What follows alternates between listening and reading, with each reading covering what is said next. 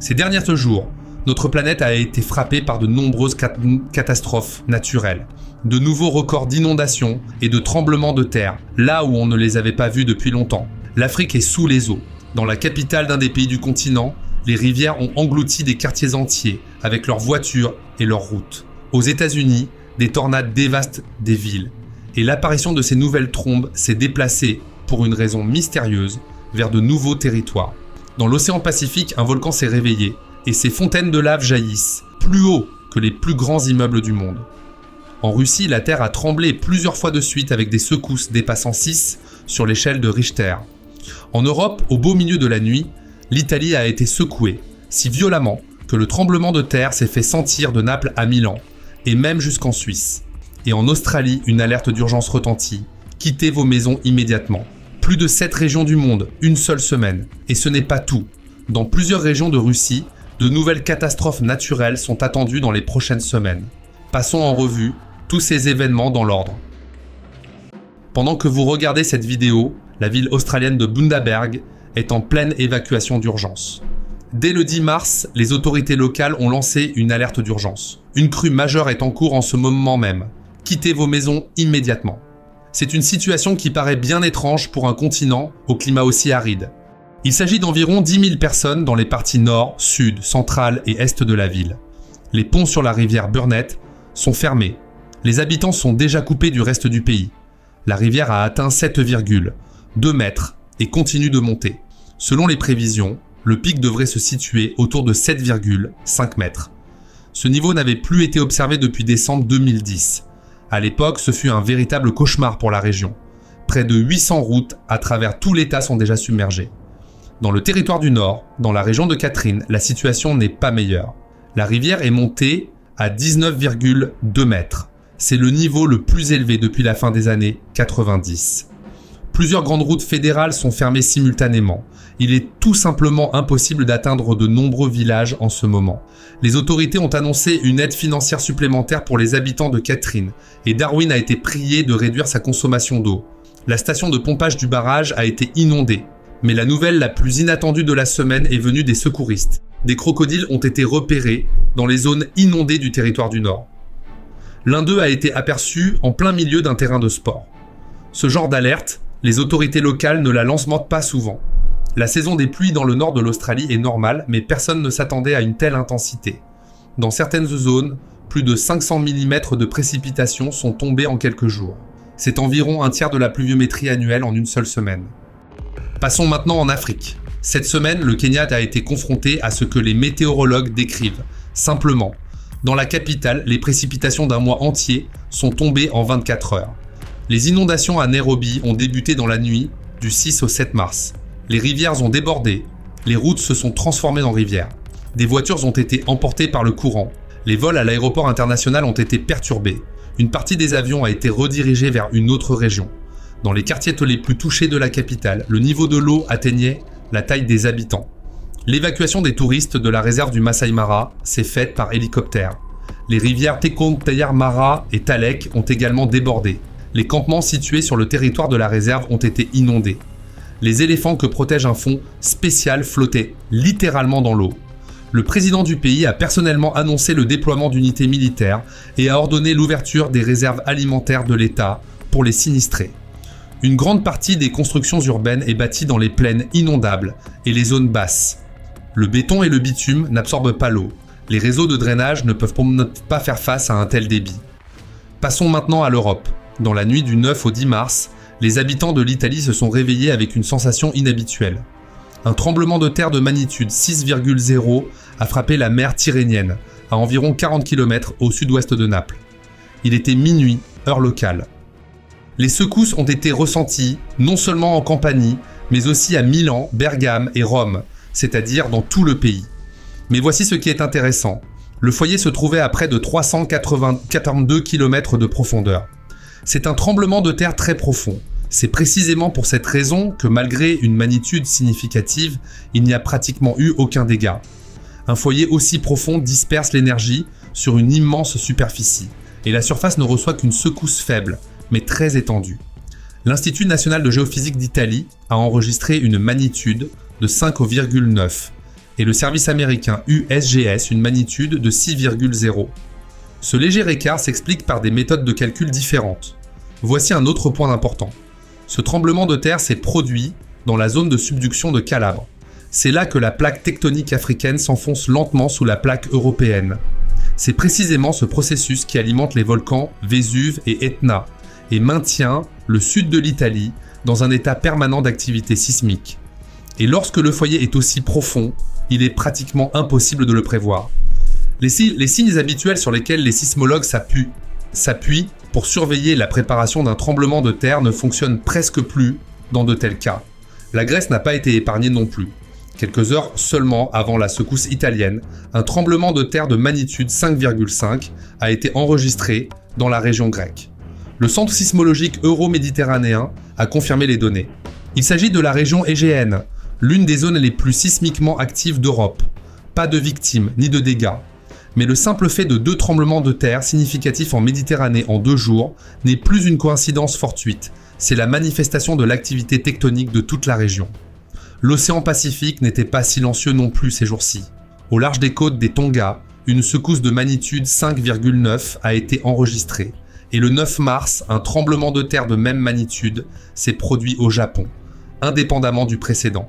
Et un autre encore au Japon, le 8 mars, de magnitude 5,7. Cette semaine, les États-Unis ont subi une nouvelle série de tornades. Dans les États de l'Oklahoma, du Kansas et du Michigan, des tornades de catégorie EF1 et EF2 ont sévi du 5 au 7 mars. EF2, c'est un vent allant de 178 à 217 km/h, suffisant pour arracher des toitures, renverser des camions remorques et déraciner des arbres. Dans les comtés d'Union Lake et de Branch County, dans le Michigan, les dégâts ont été les plus graves. Il faut dire que les tornades américaines constituent un phénomène à part. Il n'existe aucun autre pays au monde où les trombes sont aussi fréquentes et aussi dévastatrices. La raison tient à la géographie unique du pays. L'air froid et sec en provenance des Rocheuses rencontre l'air chaud et humide du golfe du Mexique exactement au-dessus des plaines du centre du pays. Cela crée un réacteur thermodynamique idéal pour la formation de supercellules et de tornades. Cette zone a même reçu un surnom officieux, la Tornado Alley, autrement dit l'allée des tornades. Mais voilà une surprise. Cette fameuse allée se déplace progressivement. Il y a encore 20 ou 30 ans, la plupart des tornades étaient enregistrées au Texas, en Oklahoma et au Kansas. Aujourd'hui, les chercheurs observent un glissement vers l'est, en direction du Tennessee, de l'Alabama et du Michigan. C'est pourquoi une tornade au Michigan en mars n'est plus aussi rare qu'autrefois. Bien que de nombreux habitants de ces États n'aient historiquement pas l'habitude de tels événements. Parallèlement, une histoire bien différente se développe aux États-Unis. L'État de Louisiane vit en mars 2026 sous le régime d'une activité sismique permanente. Ces derniers 2 jours, un tremblement de terre de magnitude 4,9 s'est produit près d'Edgefield. Selon les critères locaux, c'est historiquement la secousse terrestre la plus puissante jamais enregistrée dans l'histoire de cet État. Elle a été ressentie par plus d'un demi-million de personnes.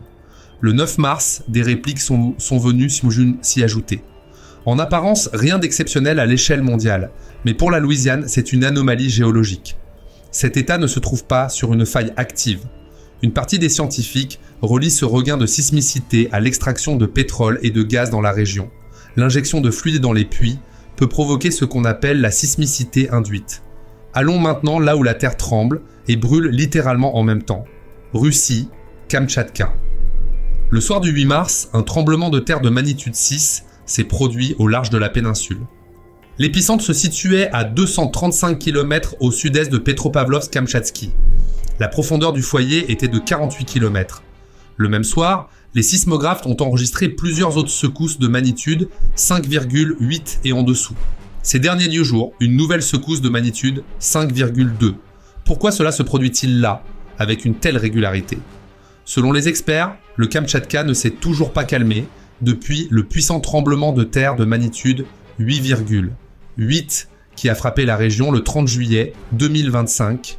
C'était le séisme le plus violent dans la région depuis plus de 100 ans. Les répliques se poursuivent encore aujourd'hui, 7 mois plus tard. Selon le service de surveillance volcanique Volcano Discovery, rien que ces 7 derniers jours, près de 30 tremblements de terre ont été enregistrés au large du Kamtchatka. C'est au-dessus du niveau de fond habituel. Et tant que la terre sous le Kamtchatka ne s'est pas calmée, ces volcans continuent leur activité. Le Cheveluch, le volcan actif le plus septentrional de la péninsule, est en éruption continue depuis la mi-2022. Mais fin janvier 2026, l'activité a brusquement augmenté. En février, des émissions de cendres jusqu'à 11 km au-dessus du niveau de la mer ont été enregistrées. Les panaches de cendres se dispersaient sur des distances allant jusqu'à 1000 km. Début mars, l'activité a légèrement baissé, mais le volcan maintient le code orange de danger aérien.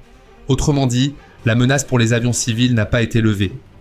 Le volcan lui-même est situé à 450 km de Petropavlovsk-Kamchatsky et à seulement 50 km du village de Klouchy, où vivent environ 5000 personnes. Un détail intéressant, fin 2025 et début 2026, un nouveau dôme de lave a commencé à croître au fond du cratère du jeune Cheveluch. Comme on le sait, la croissance d'un dôme précède des éruptions explosives, encore plus puissantes. Passons maintenant à Hawaï. Le 10 mars, le volcan Kapalawea sur la Grande Île a produit le 43e épisode du cycle d'éruption en cours. Les fontaines de la tête de lave s'élevaient à des hauteurs comprises entre 300 et 400 mètres. C'est plus haut que le gratte-ciel Empire State Building à New York. Le panache de cendres a atteint 7600 mètres au-dessus du niveau de la mer. Le parc national est fermé.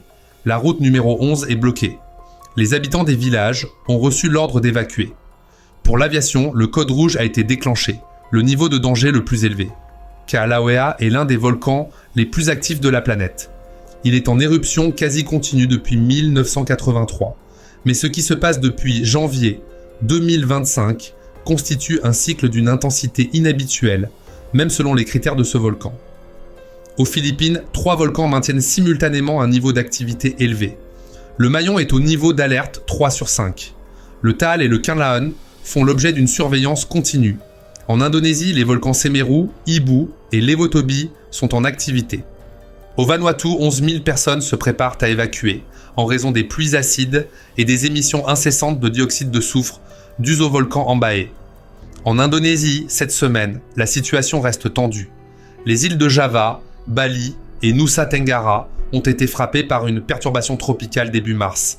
Ces derniers 2 jours, plus de 70 événements catastrophiques ont été enregistrés. Inondations, glissements de terrain, destruction. Plus de 84 000 personnes ont été touchées et plus de 20 000 habitations endommagées. Dans le district de Silegon, près de la capitale Jakarta, des quartiers entiers sont sous les eaux. Brésil. À São Paulo, de violents orages et des inondations se poursuivent du 8 au 11 mars. En une semaine, les pompiers ont reçu 180 appels d'urgence liés aux inondations. Plusieurs rivières sont sorties de leur lit. Ce n'est pas le premier coup dur pour le pays cette saison. En février, l'état du Minas Gerais a connu des crues importantes. La saison des pluies au Brésil devient chaque année plus imprévisible. Des scientifiques de l'Institut national brésilien de recherche spatiale constatent que les pluies extrêmes dans le sud-est du Brésil se sont intensifiées au cours des 30 dernières années. En Turquie, un tremblement de terre de magnitude 5,1 s'est produit près de la station thermale de Pamukkale, dans la province de Denizli. La profondeur n'était que de 7 km.